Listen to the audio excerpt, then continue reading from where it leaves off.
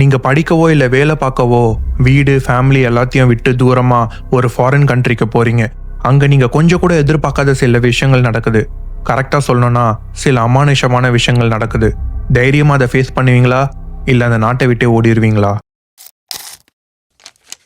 So இன்னைக்கு நம்ம 10 weeks 10 horror சீரிஸோட first episode தான் பார்க்க போறோம். முதல் எபிசோட்னா தரமா இருக்கணும்ல, அப்படி ஒரு கதையை தான் கொண்டு வந்திருக்கேன்.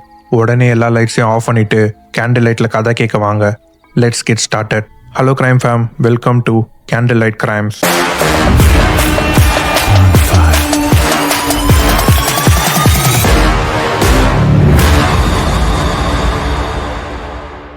ஓகே, இது பிலிப்பைன்ஸில் வாழ்ந்த சியோன்ற ஒருத்தவங்களோட கதை. கொரிய நாட்டை சேர்ந்த அவங்க படிப்புக்காக பிலிப்பைன்ஸ் போய் அங்கே ஒரு 15 வருஷம் இருக்காங்க. அவங்களுக்குன்னு ஒரு வீடு வாழ்க்கைன்னு எல்லாமே நல்லா தான் போயிட்டு இருந்துச்சு. அந்த ஒரு நாள் எல்லாத்தையும் மாற்றி அவங்கள உயிரை கையில் பிடிச்சிட்டு அந்த நாட்டை விட்டே போக வைக்கிற வரைக்கும். ஒரு 3 வருஷத்துக்கு முன்னாடி 2022 சம்மர் சியோக்கு மணிலான்ற ஊரில் ஒரு புது வேலை கிடச்சிருக்கு. பெரிய கம்பெனி, நல்ல சேலரி. ஆனால் அதோட பெஸ்ட் திங் என்னன்னா, கம்பெனி அவங்களுக்கு அந்த ஊரோட மல்டி ஸ்டோரி லக்ஸரி அபார்ட்மெண்ட் அகாமடேஷனாக கொடுக்குறாங்க. அவங்க லிவிங் ரூம்லேருந்து பார்த்தா அந்த மொத்த ஊரும் அழகாக தெரியும். அது ஒரு ட்ரீம் கம் ட்ரூ மொமெண்ட்டாக மாறுது. ஆனால் எந்த ட்ரீமாக இருந்தாலும் ரொம்ப நாளைக்கு நீடிக்காதுல்ல. அந்த எக்ஸைட்மெண்ட் குறைஞ்சதும் அவ்வளோ பெரிய வீடை தண்ணியால் க்ளீன் பண்ணுறது எவ்வளோ கஷ்டம்னு புரிஞ்சுக்கிறாங்க. ஒரு மெய்டை ஃபுல் டைமாக ஹையர் பண்ணணும்னு நினச்சாங்க. ஃபுல் டைம்னா காலையிலேருந்து சாயங்காலம் வரைக்கும் வேலை பார்க்குறது கிடையாது. அங்கேயே தங்கி சியோக்கு சமைச்சு கொடுத்து வீடை ஃபுல்லாக க்ளீனாக வச்சு பார்த்துக்கணும். அப்படிதான் ரேச்சலை மீட் பண்ணுறாங்க.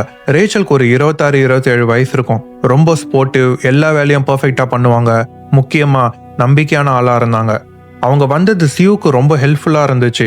தனியாக இருந்த அவங்களுக்கு நல்ல கம்பெனியாகவும் இருந்துச்சு. ஒரு நாள் சாட்டர்டே சியோ அவங்க வீக்கெண்டை கொரியாவில் இருக்க அவங்களோட ஃப்ரெண்ட் சானுக்கு வீடியோ கால் பண்ணி அவங்களுக்கு கிடைச்ச புது வேலை, சேலரி, அவங்களோட லக்ஸுரி அப்பார்ட்மெண்ட் பற்றி சொல்லிட்டு இருந்தாங்க. இதை கேட்ட சானுக்கு அந்த வீடை பார்க்கணுன்னு ரொம்ப எக்ஸைட் ஆயிடுச்சு. கேமராவை திருப்பி காட்ட சொன்னப்போ சியோவும் அவங்களோட வீடை வர்ச்சுவல் டூர் பண்ணியிருக்காங்க. வீடை ஃபுல்லாக காட்டிட்டு இப்போ ஃப்ரண்ட் கேமரா திருப்பி பேச ஆரம்பிக்கிறாங்க. அப்போ சான், ஒரு நிமிஷம் இரு, உன் பின்னாடி நிற்கிறது யாருன்னு கேட்குறாரு. தனியாக இருக்க நம்ம கிட்ட திடீர்னு அந்த கேள்வியை யாராச்சும் கேட்டால் என்ன பண்ணுவோம்? சியோவும் அதே பயத்தோட திரும்பி பார்க்குறாங்க. அங்கே நின்றுட்டு இருந்தது வேற யாரும் இல்லை, ரேச்சல் தான். ஆனால் எந்த ஒரு சத்தமும் போடாமல் அங்கே நின்று சியோவே பார்த்துட்டு இருந்திருக்காங்க. சியோ அவங்க ஃப்ரெண்ட் சான் கிட்ட, அவன் நான் வீட்டு வேலைக்காக ஹையர் பண்ண ஹவுஸ்மேட் பேர் ரேச்சல், அவளை இன்ட்ரடியூஸ் பண்ணி வைக்கிறேன்னு சொல்லிட்டு திரும்பி பார்க்குறப்போ ரேச்சல் அங்கே இல்லை. அந்த ஹாலே எம்டியாக இருக்கு. சேர்ல இருந்து எழுஞ்சி சுற்றி தேடி பார்க்குறாங்க. ஆனால் எங்கேயும் காணோம். கேட்காம சடனாக இன்ட்ரோ தரேன்னு சொன்னது அன்கம்ஃபர்டபுளாக ஃபீல் பண்ணி அங்கேருந்து போயிட்டா போல இருக்கு. இல்லைனா ஒருவேளை அந்த காலில் முழுகி போய் இல்லாத ரேச்சலை நம்ம தான் கற்பனை பண்ணி பார்க்குறோமான்னு யோசிச்சுட்டு சரி அப்புறமா கால் பண்ணுறேன்னு சொல்லிட்டு ஃபோனை வைக்கிறாங்க. ஆனால் அவங்க மனசில் ஒரு விதமான குழப்பம் ஏற்படுது. அதை கன்ஃபார்ம் பண்ணிக்க ரேச்சல் எங்கன்னு தேடி போகிறாங்க. ரேச்சலோட ரூம்க்கு போய் கதவை தட்டி பார்க்குறாங்க. சரி திறந்து பார்த்துருவோன்னு டோரை ஓப்பன் பண்ணா ரேச்சல் உள்ளதான் பெட்டோட எட்ஜில் உட்காந்து அவங்களோட கண்ணை தொடச்சிட்டு இருந்தாங்க. பார்க்குறதுக்கே அப்போதான் தூங்கி எழுந்த மாதிரி இருந்திருக்கு. சடனாக டோரை ஓப்பன் பண்ணி உள்ளே வந்த சியோவை பார்த்து கன்ஃபியூஸ்டா, மிஸ் சியூ, எப்போ தூங்கி எழுச்சிங்கன்னு கேட்குறாங்க. அவங்களோட குரலுமே அப்போதான் தூங்கி எழுந்த மாதிரி இருந்திருக்கு. ஆனால் சியோவுக்கு உடம்பெல்லாம் ஜிவ்வன் ஆகுது. இப்போதான் நான் அவனை வெளியே பார்த்தேன், நீ எப்படி இங்கே இருக்கன்னு கேட்குறாங்க. ரேச்சல் மறுபடியும் குழப்பத்தில் அந்த கேள்வி அவங்க காதலே விழாத மாதிரி முகத்தில் ஒரு சின்ன ஸ்மைலோட, சாப்பிடலாமா, நான் உங்களுக்கு பிரேக்ஃபாஸ்ட் செஞ்சு தரேன் அப்படின்னு சொல்கிறாங்க. சியோவோட ஹார்ட் பீட் இப்போ ஃபாஸ்ட்டாக ரைஸ் ஆகுது. அவங்களோட சந்தேகம் இன்னும் தீரலை. ஆனால் நம்ம தான் ஒரு வேளை ஓவர் திங்க் பண்ணுறோம் போல இருக்குன்னு நினச்சி அந்த விஷயத்தை கேஷுவலாக விடுறாங்க. ஒரு 2-3 நாள் இருக்கும். சியோ அவங்க ஒர்க் பண்ணிட்டு இருந்த ப்ராஜெக்டை முடிக்கிறதுக்காக லேட் நைட் வரைக்கும் அவங்களோட செகண்ட் ஃப்ளோர் ரூமில் உட்காந்து அவங்க வேலையை பார்த்துட்டு இருந்தாங்க. மொத்த வீடும் அமைதியாக இருக்குது. ரேச்சலும் ஆல்ரெடி தூங்குறதுக்காக அவங்க ரூமுக்கு போயிட்டாங்க. அப்போது சியோக்கு ஒரு ஸ்ட்ரேஞ்சான நாய்ஸ் கேட்குது. ஆரம்பத்தில் அதை இக்னோர் பண்ணாலும் போக போக அந்த சத்தம் அதிகமாக கேட்க ஆரம்பிக்குது. அந்த சவுண்ட் யாரோ நகத்தை வச்சு உடன் டோரில் கீறுனா எப்படி இருக்குமோ அந்த மாதிரி கேட்டிருக்கு. அண்ட் இந்த வாட்டி அந்த சத்தம் அவங்க ரூம் டோருக்கு வெளியே இருந்து கேட்க ஆரம்பிக்குது. சியோ லேப்டாப்பை டைட்டாக பிடிச்சிக்கிறாங்க. அவங்களோட கை பயத்தில் உறைஞ்சி போகிற அளவுக்கு சில்லுன்னு ஆகுது. உடம்புல இருந்த அவங்களோட இருதயம் கீழே விழற அளவுக்கு அவங்க ஹார்ட் பீட் வேகமாக அடிக்குது. ரேச்சல், அது நீ தானே அப்படின்னு கேட்குறாங்க. ஆனால் எந்த ஒரு ரெஸ்பான்ஸும் வரலை. தைரியத்தை வர வச்சு அந்த கதவை வேகமாக திறந்தா அங்கே யாருமே இல்லை. அந்த கீறல் சத்தமும் நின்றுச்சு. என்ன நடக்குதுன்னு புரியாத சியோ பயத்தோட கையில டார்ச் லைட்டை பிடிச்சிட்டு சுற்றி எல்லா இடத்தையும் பார்த்துக்கிட்டு பொறுமையாக படிக்கட்டில் இருந்து இறங்கி கீழே போகிறாங்க. கீழே ஹாலில் ரேச்சல் தான் இருந்தா. ஆனால் அது ரேச்சல் தானா? ரேச்சல் சோஃபா மேலே சோஃபா மேலே நிற்கலை, குதிச்சுட்டு இருந்தாங்க. ஒரு குழந்த மாதிரி அந்த சோஃபாவோட குஷனில் கை கால் எதுவும் அசைக்காம குதிச்சுட்டு இருந்தாங்க. ஃபேஸில் எந்த ஒரு எக்ஸ்ப்ரெஷனும் இல்லை, பிளாங்காக இருந்துச்சு. அதை பார்த்தா சியோவோட உடம்பெல்லாம் பயத்தில் நடுங்க ஆரம்பிக்குது. மனசெல்லாம் வேணான்னு சொன்னாலும் வேற வழி இல்லாமல் ரேச்சல் அப்படின்னு கூப்பிடுறாங்க. சோஃபாவில் குதிச்சுட்டு இருந்த ரேச்சல் குதிக்கிறத நிப்பாட்டிட்டு தலையை ஒரு சைடாக சாய்ச்சி ஸ்லோ மோஷனில் திரும்பி படிக்கட்டில் நின்றுட்டு இருந்த சியோவை பார்த்து ஸ்மைல் பண்ணுறாங்க. அந்த ஸ்மைல் நார்மலாக தெரியல. அவங்களோட உதடு காது வரைக்கும் ஸ்ட்ரெச் ஆகி கண்ணு கொஞ்சம் கூட சிமிட்டாம ஒரு மான்ஸ்டர் மாதிரி சிரிச்சுட்டு இருந்தாங்க. கிரைம் ஃபேம், இப்போ யோசிச்சு பாருங்க, இருட்டில் தனியாக இருக்கவங்கள பார்த்து ஒருத்தவங்க அந்த மாதிரி சிரிச்சா அந்த இடத்த விட்டு ஓடிட மாட்டீங்க. அதை தான் சியோவோட மூளையும் சொல்லுது, அங்கேருந்து ஓடு. ஆனால் பயத்தில் சியோவோட கால் ஒரு அடி கூட எடுத்து வைக்க முடியல. ரேச்சல் சியோவை நோக்கி நடந்து வரா. கிட்ட வர வர அவங்க முகத்தில் இருந்த அந்த சிரிப்பு பெருசாகிட்டே இருக்கு. இன்னும் கொஞ்சம் சிரிச்சா கூட அந்த உதடு கிழிஞ்சிருக்கும். அந்த மொமெண்ட் தான் ரியலைஸ் பண்ணுறாங்க, அவங்க முன்னாடி நிற்கிறது அவங்க வீட்டு சர்வன்ட் ரேச்சல் இல்லை. உயிரை கையில் பிடிச்சிட்டு அங்கேருந்து ஓடுறாங்க.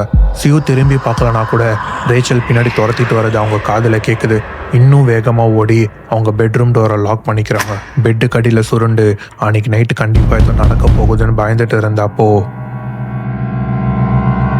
அங்கே எதுவுமே நடக்கலை. மார்னிங் சன்லைட் ரூமில் வர வரைக்கும் அசையாமல் அந்த இடத்துல படுத்துட்டு இருந்தாங்க. வெடிஞ்சிருச்சுன்னு தெரிஞ்சாலும் அந்த ரூம் விட்டு வெளியே போக ரொம்ப பயந்தாங்க. மறுபடியும் ஒரு வாய்ஸ் கேட்குது. யாருக்காக பயந்து அந்த ரூம்லேயே நைட்டு ஃபுல்லாக இருந்தாங்களோ அதே குரல். ஆனால் நேற்று நைட்டு மாதிரி இல்லை. மெஸ்யூ, எழுந்திரிச்சிட்டிங்களா அப்படின்னு ரொம்ப போல்டாக நார்மலாக எதுவுமே நடக்காத மாதிரி ரேச்சல் கதவை தட்டுறாங்க. சரி, ஓகே, இதை பற்றி ரேச்சல் கிட்ட கண்டிப்பாக கேட்கணும்னு கதவை திறக்கிறாங்க. ஆனால் அவங்களால ரேச்சலோட முகத்தை பார்க்கவே முடியல. எப்பெல்லாம் அவங்கள பார்க்குறாங்களோ அப்போல்லாம் அந்த ஹாரிஃபைங்கான சிரிப்பு தான் ஞாபகம் வருது. எதுவுமே பேசிக்காம அங்கேருந்து போயிடுறாங்க. ஈவினிங் ஆக ஆக பயம் அதிகமாகுது. என்ன பண்ணுறதுன்னு யோசிச்சுட்டு இருக்கப்போ அவங்க ஃப்ரெண்டு சேனுக்கு ஃபோன் பண்ணி நடந்த எல்லாத்தையும் சொல்கிறாங்க. சேன் உடனே, உனக்கு என்ன பைத்தியமா பிடிச்சிருக்கு, எப்படி அவங்கள இன்னும் வீட்டில் வச்சிருக்க, உடனே வேணான்னு சொல்லிடு, நம்ம வேற யாராச்சும் ஹையர் பண்ணிக்கலான்னு சொல்கிறான். அதுதான் சியூக்கும் கரெக்டுன்னு பட்டிருக்கு. எப்படி சொல்கிறதுன்னு யோசிச்சுட்டு இருக்கப்போ அங்கே ரேச்சல் வராங்க. ஒரு மாதிரி சாஃப்டான வாய்ஸில், என்னாச்சு மெஸ்யூ, நீங்கள் பார்க்கவே ரொம்ப டயர்டாக டல்லாக இருக்கீங்க, உடம்பு எதுவும் சரியில்லையா அப்படின்னு கேட்குறாங்க. சியூ பதில் சொல்கிறதுக்குள்ளே ரேச்சல் அவங்க கிட்ட இருந்த எதையோ ஒன்று கொடுக்குறாங்க, பாத் பாம். மறுபடியும் ஸ்மைல் பண்ணிவிட்டு, அது என் ஃப்ரெண்டு எனக்கு கிஃப்டாக கொடுத்தது, மேபி இப்போ உங்களுக்கு தான் அது தேவைப்படும், நல்லா ரிலாக்ஸ்டாக குளிச்சுட்டு வாங்க, எல்லாம் சரியாகிடும்னு சொல்லி மூஞ்சை இன்னோசென்ட்டாக வச்சுட்டு சொல்கிறாங்க. ஆரம்பத்தில் வேணான்னு தோணினாலும் ரொம்ப நாள் அப்புறம் இப்போ தான் ரேச்சல் நார்மலாக பிஹேவ் பண்ணுற மாதிரி இருக்குது. உண்மையாகவே அக்கறையில் தான் சொல்கிறாங்கன்னு நினச்சி கில்ட்டியாக ஃபீல் பண்ண ஆரம்பித்தாங்க சியோ. நம்மக்கிட்ட எவ்வளோ கைண்டாக இருக்கா, அவ்வளோ போய் தப்பாக நினச்சிட்டோமேனு அந்த கிஃப்ட் அக்செப்ட் பண்ணிக்கிறாங்க. அன்றைக்கி நைட்டே குளிக்கலான்னு அந்த பாத் பாமை டப்புல போட்டுட்டு கொஞ்ச நேரத்துக்கு அப்புறம் வராங்க. வந்து பார்த்தா பாத் டப்பில் ஏதோ மிதந்துட்டு இருந்திருக்கு. நீளமாக கருப்பு கலரில். எடுத்து பார்க்குறப்போ அது வெறும் முடி தான். அதை எடுத்து போட்டுட்டு குளிக்கிறதுக்காக டப்புல படுக்கிறாங்க. அப்போ மறுபடியும் அவங்க காலில் ஏதோ படுது. ஹார்ட் பீட் ரைஸ் ஆகுது. பபிள்ஸ்குள்ளேருந்து ஏதோ தெரிய ஆரம்பிக்குது. பொறுமையாக, ரொம்ப பொறுமையாக அது கொஞ்சம் கொஞ்சமாக மேலே வருது. ஒரு ஆளோட முகம், பாதி தலை தண்ணிக்கு வெளியே வெளுத்து போய் கண்ணு சிமிட்டாமல், அண்ட் மறுபடியும் அந்த கோரமான சிரிப்பு. அலறி அடிச்சுட்டாங்கிறது ஓட ட்ரை பண்ணுறப்போ அங்கேயே வழுக்கி விழுந்து ரிப்ஸில் அடிப்படுது. கீழே விழுந்து கிடக்கிறப்போ அந்த குரல் மறுபடியும் கேட்குது. ஆனால் இந்த வாட்டி பாத்ரூம்க்கு வெளியே இருந்து, மெஸ்யூ, என்னாச்சு, உங்களுக்கு ஒன்றும் ஆகலையே, கதவை திறங்க. இப்போ தான் கொஞ்ச நேரத்துக்கு முன்னாடி ரேச்சலோட கொடூரமான முகத்தை தண்ணிக்குள்ளே பார்த்தாங்க. ஆனால் வாய்ஸ் மட்டும் பாத்ரூம்க்கு வெளியே இருந்து கேட்குது. உடனே அங்கேருந்து எழுந்துச்சு கதவை திறந்தா ரேச்சல் வெளியே தான் நிற்கிறாங்க. ஆனால் உள்ளே இருந்தது யாரு? நீ இங்கே இருக்கீன்னா அப்போ பாத் டப்பில் இருக்கிறது யாருன்னு திரும்பி பார்த்தா அங்கே யாருமே இல்லை. உடம்பெல்லாம் நடுங்க ஆரம்பிக்குது. யாரும் அனுபவிக்க கூடாத எல்லாத்தையும் சிவம் அனுபவிச்சாங்க. நம்ம ஏன் இப்படிலாம் யோசிக்கிறோம், நமக்கு தான் ஏதாச்சும் பிரச்சனையான்னு யோசிச்சுட்டு இருந்தப்போ ரேச்சல் கிட்ட வந்து ஜென்டிலாக அவங்கள பிடிச்சி, என்னாச்சு, ஏன் உங்கள் உடம்பு இப்படி நடுங்குது, நீங்கள் நல்லா தானே இருக்கீங்கன்னு கேட்குறாங்க. நான் நல்லா தான் இருக்கேன், அது வெறும் ஒரு நைட்மேர் தானே சிவ சொன்னப்போ ரேச்சல் கேட்ட அந்த ஒரு கேள்வி சியூவை நிலக்குலைய வைக்குது. நீங்கள் எதையும் பார்க்கலல்ல? என்ன கேள்வி இது? நார்மலாக ஒருத்தர் எதுவும் ஆகலைல்ல, இல்லை நல்லா தானே இருக்கீங்க அப்படி தான் கேட்பாங்க. யாரும் நீங்கள் எதையும் பார்க்கலல்ல அப்படின்னு கேட்க மாட்டாங்க. அது ஏதோ ஒரு கைண்ட் ஆஃப் வார்னிங்கோ இல்லை பயமுறுத்துகிற மாதிரி இருந்திருக்கு. ரேச்சல் வழக்கம் போல் ஒரு ஸ்மைலோட, உங்களுக்கு ஏதாச்சும் தேவைன்னா சொல்லுங்கள், நான் என் ரூமில் தான் இருப்பேன்னு சொல்லிட்டு அங்கேருந்து போகிறாங்க. அந்த மொமெண்ட்டில் இருந்த சியூ ரேச்சலை க்ளோஸாக வாட்ச் பண்ண ஸ்டார்ட் பண்ணுறாங்க. எவ்வளோக்கு எவ்வளோ வாட்ச் பண்ணுறாங்களோ நடக்கிற எல்லா விஷயமும் அவ்வளோக்கு அவ்வளோ மோசமாக தான் ஆச்சு. அடுத்த நாள் ரேச்சல் அவங்களோட பெட்ரூம்க்கு வெளியே நின்று யார்கிட்டயோ ஃபோனில் ரகசியமாக பேசிகிட்டு இருந்தாங்க. கரெக்டாக என்ன பேசுனாங்கன்னு தெரியல, ஆனால் அவங்களோட பாடி லாங்குவேஜ் ரொம்ப டென்ஸ்டாக பதட்டமாக இருந்துச்சு. அன்னைக்கு நைட் சியூ தூங்கிட்டு இருக்கப்போ ஏதோ எரியிற மாதிரி புகை வாசனை வந்திருக்கு. உடனே ரூம் விட்டு வெளியே வந்து என்னன்னு பார்த்தா ரேச்சல் நடு ஹாலில் முட்டி போட்டு நெருப்பை பற்ற வச்சு கையில் சாம்பல் மாதிரி எதையோ அதில் போட்டு அவங்களுக்குள்ளேயே மந்திரம் மாதிரி எதையோ சொல்லிட்டு இருந்தாங்க. அப்போ தான் புரியுது சியோ ஹாலுசினேட்லாம் பண்ணலை. ரேச்சல் ஸ்ட்ரேஞ்சாக பிஹேவ் பண்ணுறது மட்டும் இல்லாமல் ரொம்ப ஆபத்தாகவும் இருந்தாங்க. ரேச்சல் அந்த வீட்டில் இருக்க ஒரு நாளும் சியோவோட உடம்பு ரொம்ப வீக்காக, அவங்களோட மொத்த எனர்ஜியும் சீக்கிரமாக ட்ரெயின் ஆகி ஸ்கின் எல்லாம் சேஞ்ச் ஆகுது. அந்த வீட்டில் ஏதோ தப்பாக இருக்குன்னு புரிஞ்சுக்கிறாங்க. அண்ட் அதுக்கு காரணம் ரேச்சலாக கூட இருக்கலான்னு ரொம்ப ஸ்ட்ராங்காக நம்புகிறாங்க. கொஞ்சம் மாதமாக சியூ அவங்களாவே இல்லை. நடக்கிற விஷயங்கள்னால அவங்களுக்கு ஸ்லீப் பேரலிசிஸ் வருது. அவங்களோட மனநிலை ரொம்ப மோசமாகிட்டே இருந்துச்சு. எந்த அளவுக்குனா சில நாள் அவங்க ரூம் ஜன்னல் வழியாக கீழே குதிச்சா எல்லாமே சீக்கிரமாக சரியாகிடும்ல நினச்சாங்க. அந்த எண்ணம் அடிக்கடி வர ஆரம்பிக்குது. இது இன்னும் மோசமாகறதுக்கு முன்னாடி எல்லாத்தையும் விட்டுட்டு நம்ம சொந்த ஊரான கொரியாக்கே போயிடலான்னு முடிவு பண்ணுறாங்க. அடுத்த நாளே அவங்க கம்பெனியில் ரெசிக்னேஷன் லெட்டரை சப்மிட் பண்ணிட்டு 2 வாரத்தில் கிளம்புற மாதிரி கொரியாவுக்கு டிக்கெட் போடுறாங்க. ரேச்சல் கிட்ட உன்னோட எல்லா உதவிக்கும் நன்றி, இனி நீ என் ரூமோ இல்லை செகண்ட் ஃப்ளோரை க்ளீன் பண்ண வேணாம், நான் பார்த்துக்கிறேன்னு சொல்லிட்டு அவங்க கிட்ட இருந்து டிஸ்டன்ஸ் மெயின்டைன் பண்ணியே இருக்காங்க. வேலையில் அவங்களோட கடைசி நாள் அன்னைக்கு கோவொர்க்கர்ஸ் கூட ஃபேர்வெல் பார்ட்டி முடிச்சுட்டு லேட் நைட் ரொம்ப டயர்டாக வீட்டுக்கு வராங்க. தூங்கலான்னு அவங்க ரூமுக்கு போய் கதவை திறந்தா அங்கே ரேச்சல் அவங்களோட பெட்டில் உட்காந்து புரியாத சில வார்த்தைகளை உச்சரிச்சுட்டு இருந்தாங்க. ரேச்சல் என் பெட்டில் என்ன பண்ணிட்டு இருக்கேன்னு கேட்டப்போ ரேச்சல் திரும்பி பார்க்குறாங்க. அந்த ரூம் கதவு ரொம்ப வேகமாக மூடுது. காத்தடிக்கல, எந்த ஜன்னலும் திறந்து இல்லை. சியூக்கு என்ன நடக்குதுன்னு புரியாமல் அதை பார்த்துட்டு திரும்பினா அங்கே ரேச்சலை காணோம். பெட்டுக்கு கீழே இருந்து முடி மட்டும் வெளியே வருது. வேணும்னு நினச்சாலும் தப்பிக்க முடியாதுன்னு தெரிஞ்சப்புறம் உள்ளுக்குள்ளே ஒரு ஓரத்தில் கொஞ்சம் தைரியம் வரும்ல. ரேச்சல் போதும் விளையாடுறதை நிறுத்து, வெளியே வான்னு கூப்பிடுறாங்க. ஆனால் ரேச்சல் கிட்ட இருந்து எந்த ஒரு பதிலும் வரலை. என்னதான் நடக்குதுன்னு தெரிஞ்சுக்க சியூ கீழே குனிஞ்சு பெட்டுக்கு சைடில் இருந்த அந்த பிளாங்கெட்டை தூக்கி பார்த்தப்போ அங்கே இருந்தது ரேச்சல் இல்லை, ஒரு குழந்தையோட முகம். எந்த ஒரு எக்ஸ்ப்ரெஷனும் இல்லாமல், கண்ணில் கருவிழி இல்லாமல், வெளுத்து போன முகத்தோட சியூவை நோக்கி தவழ்ந்து வந்துட்டு இருந்துச்சு.